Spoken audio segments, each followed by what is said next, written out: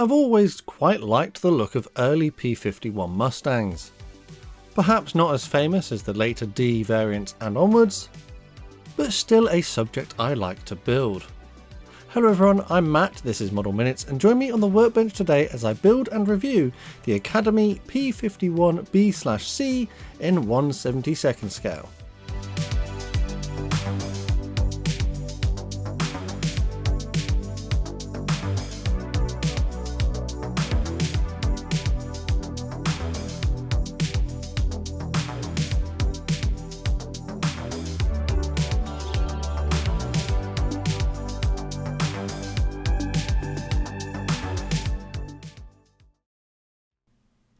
For a deeper dive inside the box of this kit, to take a look at the contents including the plastic parts, decals and painting instructions, check out my dedicated unboxing video. In this one I'm going to explore what this kit is like to build and round off with a review at the end. I'll pop a list of the products I used on the screen here to give you an idea of the kind of things you might want to go and get if you fancy replicating what you see in this video. And without any further ado, let's get into it. As usual, I'll cut the parts away from the sprue using my cutters and carefully sanding down any rough areas or flash with a sanding stick. A sharp knife could be used on occasion in any areas where plastic needs to be shaved away, but fortunately the moulding is pretty crisp and there isn't a great deal of flash on this kit. Tamiya extra thin cement will be my glue of choice throughout this project. And quite traditionally, I'm going to start building an aircraft kit by constructing the cockpit. There are not too many parts inside of the cockpit, but the parts that do go in here are moulded quite well and have a good level of detail on them. The cockpit looks quite nice straight out of the box. Unfortunately, no pilot is included, so I will have to make sure that I have assembled this cockpit interior fairly neatly. With that done, this Outlaw Paints interior green lacquer was loaded into the airbrush and then sprayed over the cockpit assembly. I'll also apply this to the internal surfaces inside of the fuselage. The instructions do also tell me to paint the interior bays for the landing gear in this green colour as well, so that's what I'm going to do. When that was done, Vallejo Black would be applied to the control panel and some other select details inside of the cockpit. Tan Earth would be painted onto the wooden panels on the floor of the cockpit. Humbrol No. 1 Matte Primer Grey would then be loaded onto my brush and then removed from the brush to allow me to create some dry brushing over the top of all the details. Dry brushing allows the paint to catch on any raised surfaces whilst leaving any recessed areas completely clean. This adds additional contrast and highlighting. With that done, the cockpit assembly was carefully glued into one half of the fuselage, taking care to get it aligned correctly, just to make sure I don't have any fit issues when I come to join the fuselage halves together. And speaking of joining the fuselage halves together, this was done at this point. The fit is generally quite good, as long as you've got everything aligned. I joined the two tail surfaces together and then added them onto the rear of the fuselage. At the front of the model there is the air intake part which needs to be glued on the bottom of the nose. And moving to the back there is the vent flap which can be glued in here. If you remove some of the mounting points you can actually display this in a more closed position, but I decided I would do it in the open position. I could leave the engine exhausts off to make it easier to paint, but I've decided that I'm just going to glue them in at this point here. Moving on to the wings, there are a couple of holes which can be opened up to allow the installation of some underwing stores. I carefully opened these up with my knife, and when that was done, the upper wing surfaces were glued into place. This wing assembly was then carefully slid into position. It does have quite a positive click when you get it in the right place, but it did need quite a bit of force to get it there. I did think I was going to break it, but actually, once you get into position, the join is quite neat. The horizontal tail surfaces were then glued into their slots at the back of the aircraft. and the air scoop on the lower side had this component joined onto it. I decided I would glue the aerial mast into position, but I will have to be careful whilst handling this now so I don't knock it off. The same would go for the pitot tube on the lower side. It might be worth leaving this off because I did knock it off a few times, but my thought process is that I'll get a nice plastic to plastic bond for the cement. Onto the propeller. The back plate will have the propeller blades glued onto it. There is this small retaining part which goes in the middle, and then the spinner is glued over the top. You don't have to attach the propeller until after painting if you don't want to. This kit comes with some different options for underwing stores. You get 2 different kinds of drop tanks, bombs, and some bazooka rocket launchers. I've decided that I'm going to install the bombs, and these come in a number of parts which can be joined together. The bazookas come in a number of parts as well, and these were glued together, but I won't add them to the model just yet. I think it best I paint these separately. Now onto the clear parts. The clear parts were carefully positioned, and then a small amount of Tamiya extra thin cement was allowed to run into the join by capillary action. A tiny amount of this glue should hold them in place, but also not react with them and cause any fogging. It is a little bit of a risk, but it's one that I find sometimes pays off. This aircraft kit does come with 2 different canopy options, one being the blown Malcolm hood, which was a later addition, or the straight version, which I'm going to add.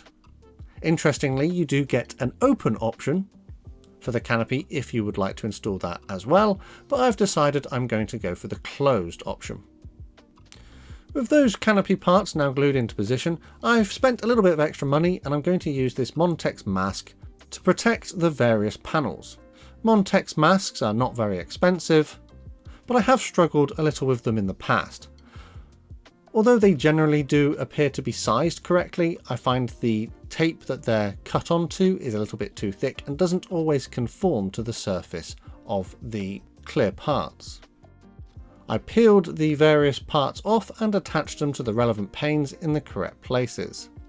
On this kit, the panes are relatively flat, so I'm hoping that the Montex mask will work okay, but on more curved surfaces, they don't tend to stick down well enough. But I've spent my money now, so I'm going to persevere and see how this one performs. And that's the majority of the build done. This is a fairly simple kit, and I made quite quick progress here. So now it's on to some painting. I'm not going to bother to prime anything on this kit, instead I'm just going to go straight in with some lacquer paints. This outlaw yellow would be painted onto the wingtips and the tail of the aircraft. I've decided to go for the paint scheme, which has a little bit more colour in my opinion. When the yellow was applied, I would move on to outlaw red. This was painted onto the nose area of the aircraft, and I would also apply it to the propeller spinner as well.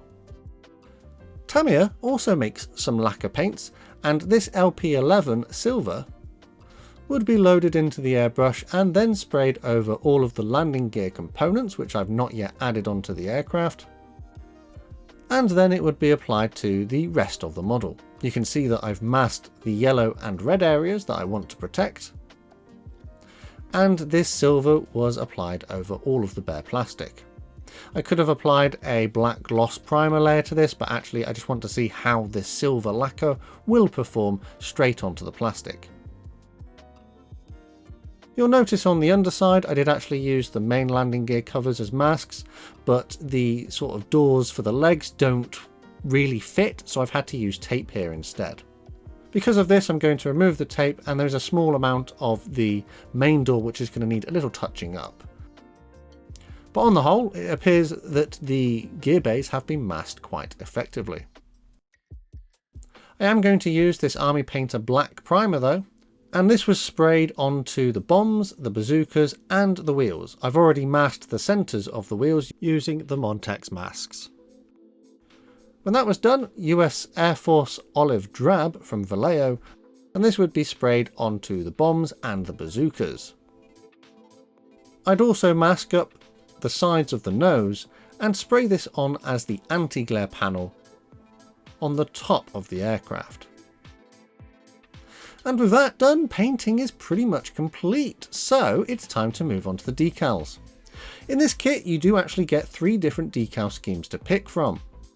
2 of the aircraft are metallic, whereas the Chinese one would be painted in an olive drab, but as I don't need those other variants, I would identify the ones I do need and cut them from the sheet. The decals would then be soaked in warm water to help release them from the backing paper.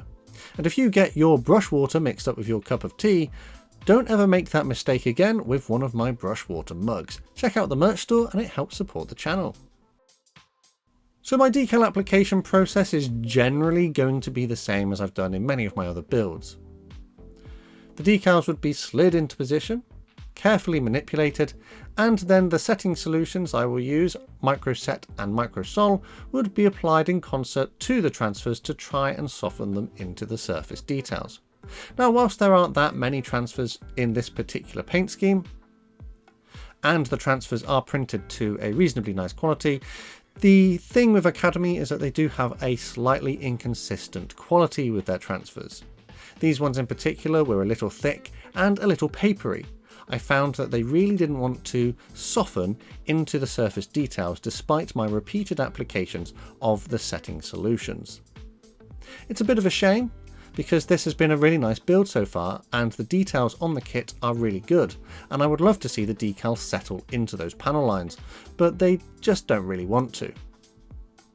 I'd apply the decals and then after a little while I would go back over the top with some Mr. Hobby Mr. Mark Softer to see if this setting solution would do any better. It kind of helped a bit better, but not massively so. I'm not entirely sure what the best setting solution is for Academy decals, and I find it very frustrating that I've had decals from Academy which have gone into the panel lines really nicely. On this particular kit, they just didn't want to do that. Oh well, let's move on. The Vallejo Black made a reappearance at this point and was painted onto the blades of the propeller. And then I would move on to this custom service clear coat. This is a satin colour. I think it's actually K colours, just rebranded. Having loaded this into my airbrush, it would be applied over the entire aircraft to help seal in the transfers and protect them from the next stages. This gunmetal paint would be used to very carefully pick out the gun barrels on the leading edges of the wing, and then I would mix in some of this dirty down rust paint to the gunmetal to create a burnt metal kind of look. This was painted over the engine exhausts to try and make them look a little more realistic. For a little bit of weathering, my favourite wash at the moment is this Humbrol 79 blue-grey enamel, which I'll thin down with some white spirit. I really like the subtle effect that this homemade wash gives. I painted it over the entire model, and that satin coat I applied earlier should help allow it to run into all the recessed details. Generally, if I apply it in a really thin condition, it won't need much extra work to remove. I kind of just let it sit there and add a bit of dirt and grime to the aircraft. But if there are any areas I'm not happy with, I can reactivate the wash with some more white spirit, carefully manipulate it with my paintbrush, or remove it with a cotton bud. When that was dry, the tail wheel was glued into place, and the main landing gear wheels were glued onto the landing gear legs. I did have to remember to add the doors to these legs as well. These parts can then be added into their holes in the bottom of the model. The inboard doors were glued into position, and then the bombs, which I painted earlier, were attached onto their pylons. These pylons are part of the moulding, so if you didn't want them on there, you would have to cut them off. The bazookas could then be added into those holes I made in the bottom of the plane much earlier on. Some Humbrol clear fix will be used to glue in the clear part which goes in the leading edge of the wing. I'm pretty sure this is for a landing light. And it's at this point I can push the propeller onto the nose of the aircraft. Technically it can freely spin at this point, but I'm not really sure that that is a realistic expectation. It's kind of rigid, it's kind of stuck in place, as the tolerances are a bit tight. Flipping over to the other side, I'm going to remove those Montex masks, and they seem to have done a fairly okay job. They've done better on this kit than I've had experiences with on other projects. There are a few little areas which perhaps have a little bit of paint bleed or a little bit of underspray where it's managed to sneak under the mask, and those areas could be tidied up a little bit with a cotton bud and a cocktail stick, just scraping away the extra paint. But actually, for the most part, I'm fairly happy with how the masks have performed on this particular kit. And with that, I'm going to call my build of the Academy P51B/C in 1/72 scale complete.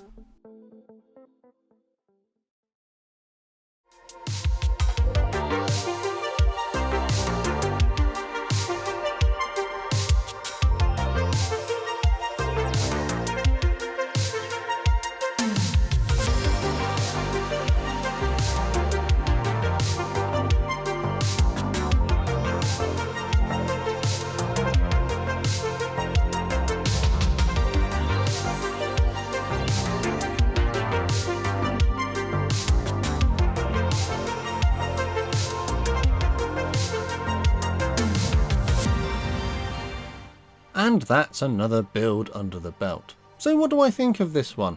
As normal, I'm going to discuss the things that I didn't really like and then swing into the more positive aspects. So the first thing I probably want to discuss is the landing gear situation. This particular kit does not come with a raised landing gear option. Whilst I was able to use the main gear, or the internal main gear covers as masks, the outerboard ones where the legs are, they don't fit because of the way they're designed. So if you were going to raise the landing gear for the main wheels, you would have to modify the outer doors. The other thing as well is that the tail wheel gear bays have the doors moulded on to the lower side of the fuselage in the open position. So again, you would have to cut those off and reposition them or replace them entirely. Additionally, it doesn't come with a pilot figure either. I know the Academy have included pilot figures in other kits before, just not in this particular case.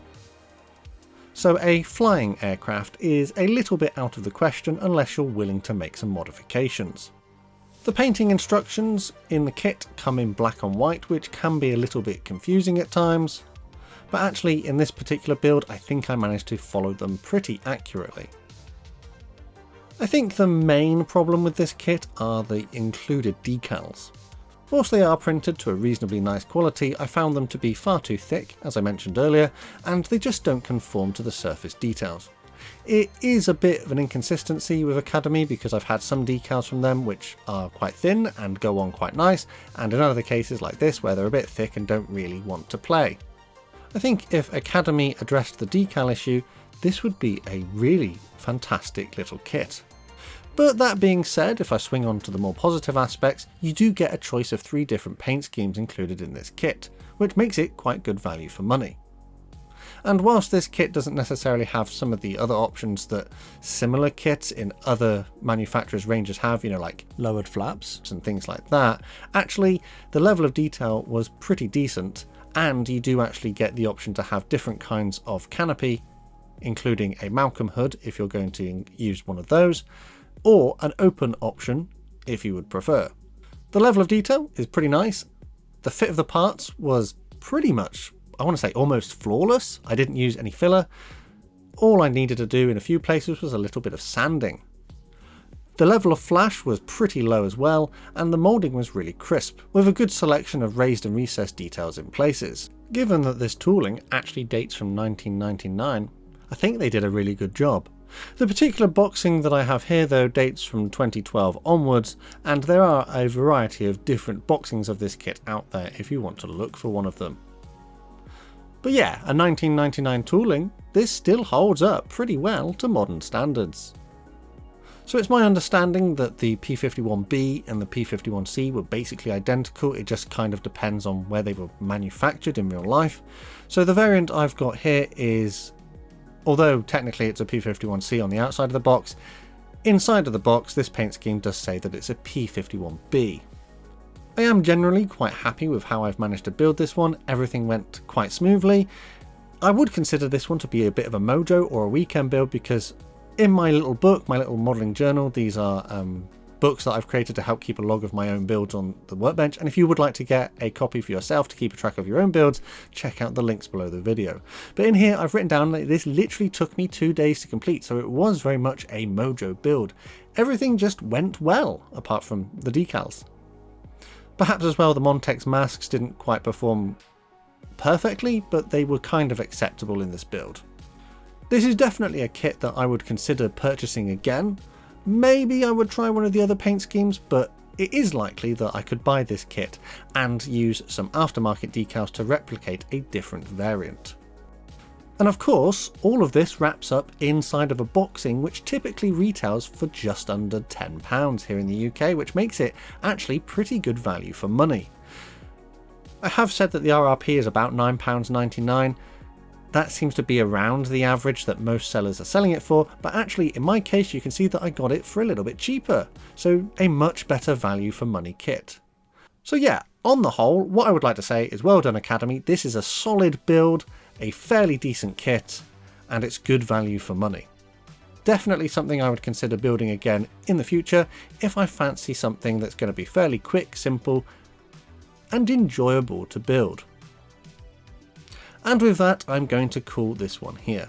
Let me know down in the comments what you thought of my build and if my assessment of this kit was fair. Don't forget that we have a Model Minutes Model Club. And if you'd like to join the Model Club and get exclusive perks such as early access to videos and other things, check out the links in the description. Massive thanks to these guys on screen whose extra support allows me to create consistent content. I'd like to take this opportunity to welcome our latest members to the club. They are Richard Tomlin and Horanth/Harkoven Plays Games. Thanks for your support. There are other ways to help support the channel if you would prefer, and again, full information is below the video, but the best way to support this channel for free is by subscribing with notifications turned on so you never miss a modelling upload. Finally though, last thing to say is a massive thank you to you for watching this one, and I'll catch you on the workbench again next time.